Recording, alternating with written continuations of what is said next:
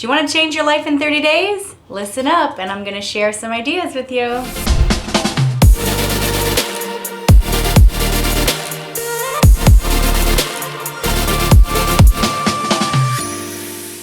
All right, so today I want to take a few minutes to really just talk about how you can really recreate yourself in as little as 30 days. Now, what you got to understand here is I'm going to share some ideas with you, and I don't expect you to do every single idea. However, I'm going to challenge you to choose one or two, and you can let me know in the comments which ones you're working on.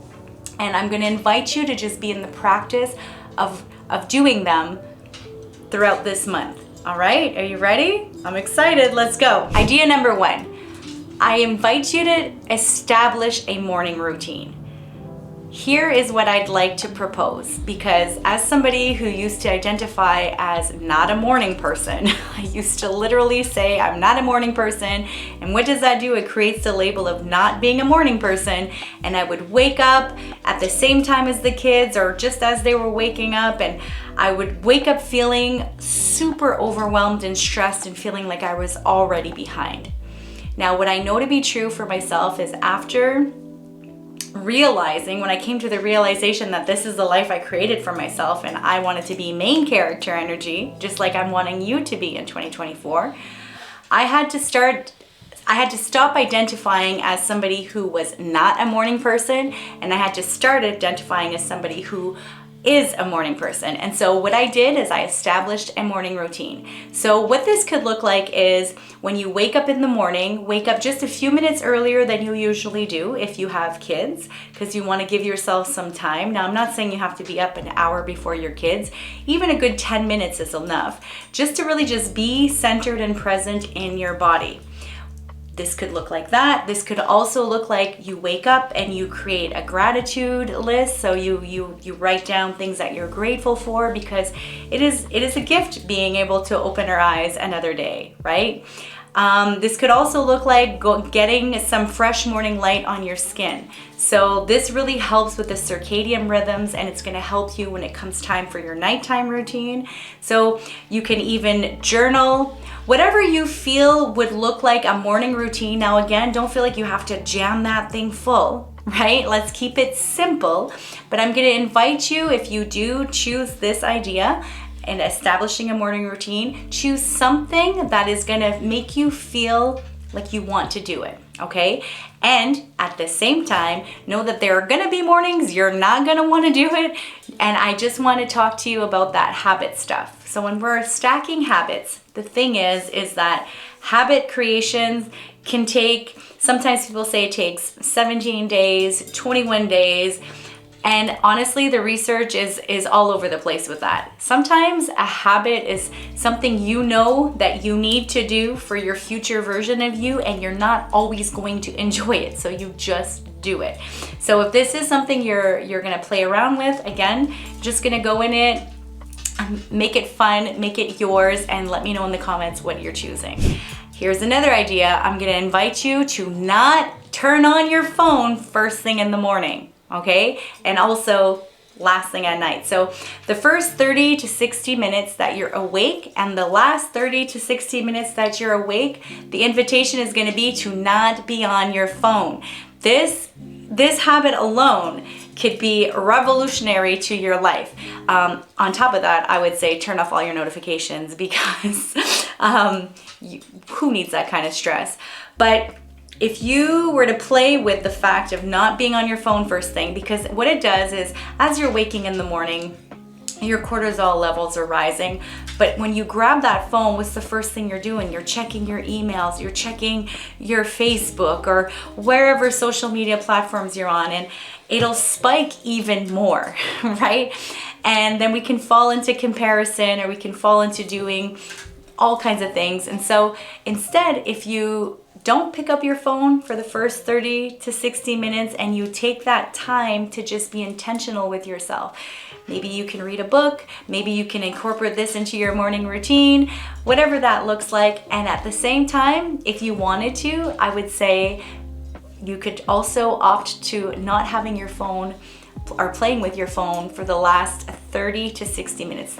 that you're awake before you go to bed. Idea number 3 is getting at least 7 hours of sleep. We live in a society that is over-caffeinated and exhausted, okay? Like we're in this really deep cycle here. So if you aim to get at least 7 hours of sleep, now for parents, and depending on what kind of season you're in, that might not always be available to you, but I'm gonna want you to really focus on ways that you can optimize your sleep. So again, a trick could be not playing with your phone first thing in the morning and last thing at night, right? But if you're aiming to get at least 7 hours of sleep, that would really change everything for you. For myself, my sleep sweet spot is a good 9 hours. Like I am 9 hours. If I get 7 hours, I still feel like my battery is half full.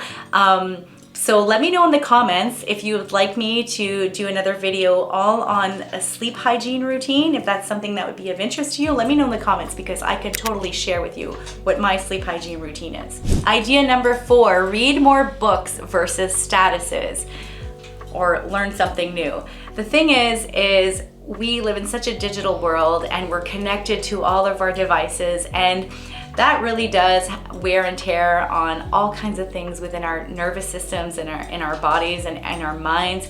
And so things are different when you actually hold a physical book or a magazine, or you listen to an audiobook, or just be in your thoughts. Go learn something new. And see how that changes in your life.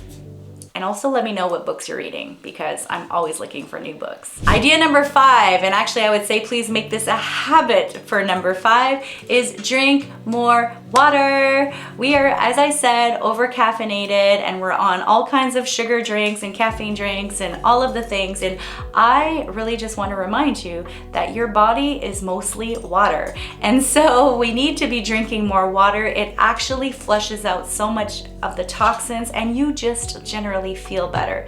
So I'm gonna invite you to drink at least a good 2 liters a day. Now, if you're not somebody who's a water drinker, again, I used to identify as somebody who is not a water drinker. And notice the word I use, identify, right? That's 2 times I've said this. As I'm sharing these habits or these ideas that you can incorporate as habits for the next 30 days, notice where you label yourself as an identity of something that you don't do.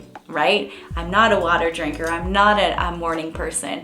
And instead tap into what you are. So as somebody who used to not enjoy water, I would rather drink juice and all of the other sugary things. I had to really just build up the skill, right? And the capacity and the tolerance for water. And so if you're somebody who doesn't drink a lot of water, don't jump right to the 2 liters. Instead, you go slow. Add an extra cup a day, half a cup a day, and see what this does within your 30 days. Trust me, you're gonna flush out a whole bunch of stuff, a whole bunch of crap, and you'll have more energy. And idea number 6, which I'm also gonna invite you to hopefully one day take this as a habit, and maybe this is already one of your habits, but it is to move your body. And so a lot of us are still probably working from home. Some of us actually, that's what we do, is work from home, or we have office jobs, or whatever that looks like. You're in school, whatever, but I feel like we do a lot of sitting. And so when I say move your body, I don't necessarily mean that you have to go and get a hardcore workout in. I'm just inviting you to move your body. Stand up and stretch every hour, or go for a little walk on your lunch break, or, do some gentle dancing.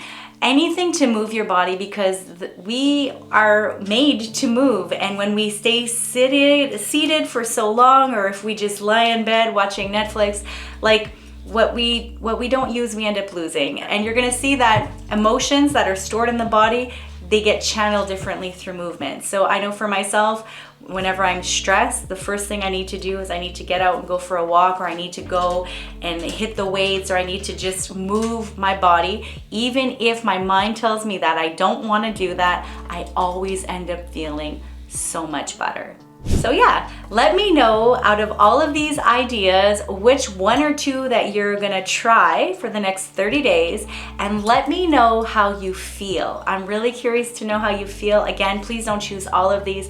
Choose 1 or 2, explore how that feels for the next 30 days, and then let me know how it goes. And again, if you want me to make a video on my sleep hygiene routine, And I mean, I can also do another video on habits and how to stack habits. We can talk all the things. So if you like this video, don't forget to hit the like button, because then it lets me know that you enjoy my content.